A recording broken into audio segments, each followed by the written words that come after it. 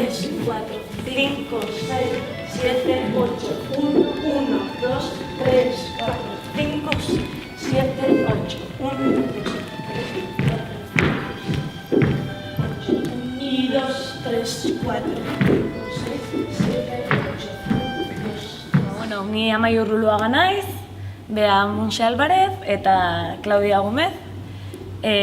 Bartzelonan ezagutu ginen, area eskolan. Bueno, JO da esaera bat, ez, kalen asko erabiltze deuna, eta oso harinen erabiltze du, ez? Hoi jota dago, tipo hoi jota dago.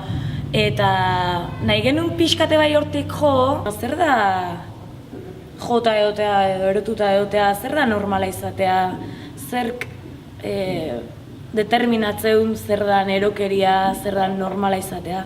Edozein gaixotasun mental daukan jendeangatik oso errez hitz egite dugu.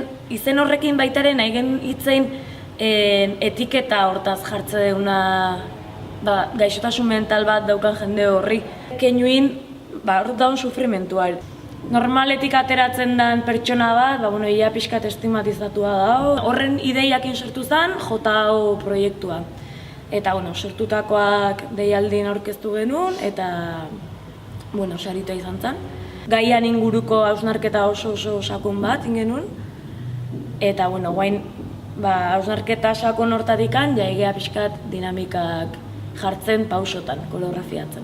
Residentzian damakigun aste hontan, egea pixkat martxon zehar landu genuen beste aste baten aterazian dinamikak pixkat ja koreografiatzen edo. Kaligrafia aldetik edo dauka baita ere DSM-5 izena hon psikiatria liburu batekin zer ikusia. Nik ikusten uzala, errezeta liburu bat, ez?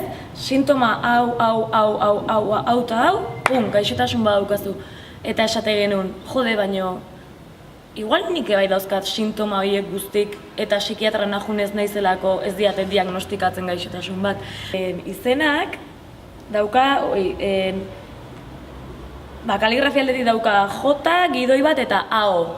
Eta AO horrekin esan egin nun AO-zao hitz egiten dan horrekin, ez? Pixkat, gaizki esaka ibiltzeo, gaixo daun jendeataz eta emanaldin zehar eukiko dugula ibilbide bat bezala, oso garbia.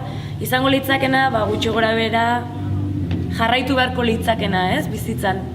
Edo gizarteak eragite izuna, jarraitu behar dizula. Hortik ateatzen den guztia, atentzioa jartzeko modukoa da, edo ez da normala, edo gaizki ikusia dago, edo badauka zentzu negatibo bat, zela konotazio negatibo bat.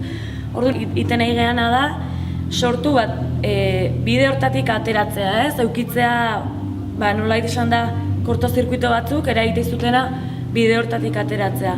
Dinamika hau sortzen jungean enen, hain mentala izan datoi, konturatu beha, dinamikak beak eragin digula gurire bai, zerbait fisikotik abituta, erabat kolapso mental bat. Orduan, aiatu beha,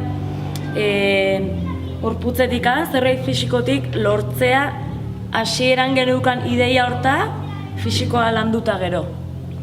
Azkenen dinamikak lortzeuna da gure bai bukatu dugula erotuta.